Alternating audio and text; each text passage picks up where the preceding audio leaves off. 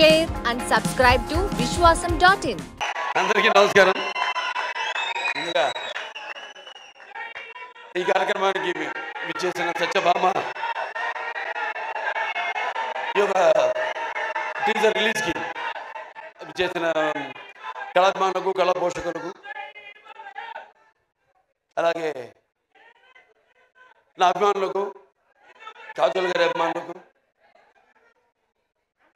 అలాగే పాత్రికేయులకు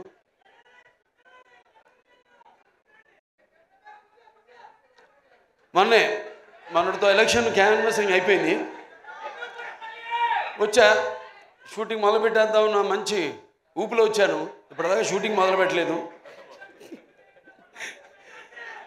సరే, దాంతో ఈ యొక్క ఫంక్షన్కి రావడం ఒక రకంగా ఏదైతే నేను ఈ 45 రోజులు 50 రోజులు మిస్ అయ్యాను అది కెమెరాని, ఇవాళ ఈ ఫంక్షన్ ద్వారా దాన్ని తీర్చుకుంటున్నందుకు చాలా సంతోషంగా ఉంది. ఎవరో మార్చు నిర్మాత బాబీ టిక్కా గారు, అలాగే శ్రీనివాస్ గారు అండ్ శశి కిరణ్ టిక్కా గారు ఆయన సమర్పించిన సత్యభామ, సుమన్ గారు దర్శకత్వం వహించిన సత్యభామ సినిమా ఈ యొక్క టీజర్ రిలీజ్కి రావడం చెప్పాను, చాలా సంతోషంగా ఉంది. అలాగే నా ఆశీస్సులు సినిమాకి. ఎందుకంటే సత్యభామ అన్నది కొన్ని పేర్లు ఉంటాయి. ఆ పేర్లు వినగానే మనం తలుచుకోగానే మనలో ఒక తెలియని ఒక వెన్నముక్కలో ఒక కిలికించుతాలంటాం, అంటే ఒక వైబ్రేషన్. కొన్ని పదాలు ఉంటాయి వాడతాం మనం, కిలికించుతాలని. మన తెలుగు భాషలో అదే గొప్ప. మేము ఆదిత్య తీసిక్స్లలో వాడేము పదం, కిలికించితాలలో జానవులు.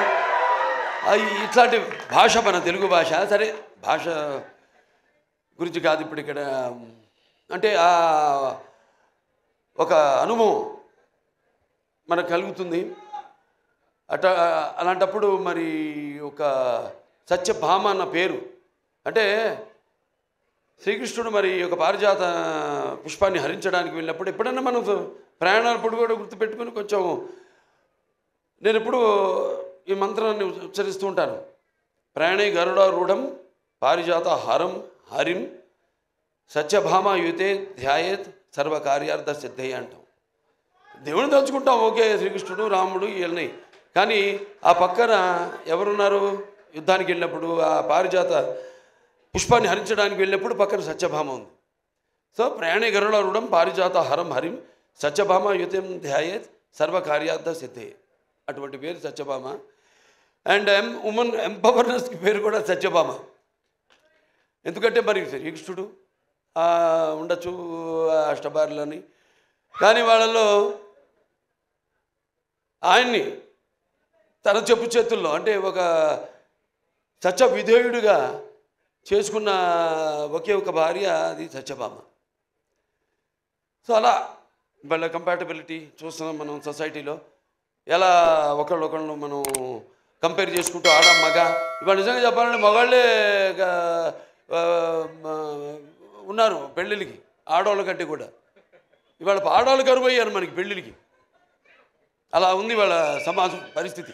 అంటే ఇక్కడ తప్పు పట్టడం కాదు, ఇది ఇప్పుడు వచ్చిన ఈ యొక్క దైనందిన కార్యకలాపాల్లో పడిపోయి ఎలాగైతే మనిషి ఈ అన్న వస్త్రాలు అనే అవసరాలతో పాటు సినిమాను కూడా ఎంచుకున్నాడో, అలాగే వాళ్ళ జీవితాలు కూడా మరి ఎలా వాళ్ళ కాళ్ళ మీద నిలబడాలి అన్నది దాంట్లో వాళ్ళు కూడా సతమతం అవుతూ ఆ దీర్ఘ వ్యధలో వాళ్ళు కూడా ఇవాళ ఇండిపెండెంట్ అంటే వాళ్ళ నిర్ణయాలు వాళ్ళు తీసుకునే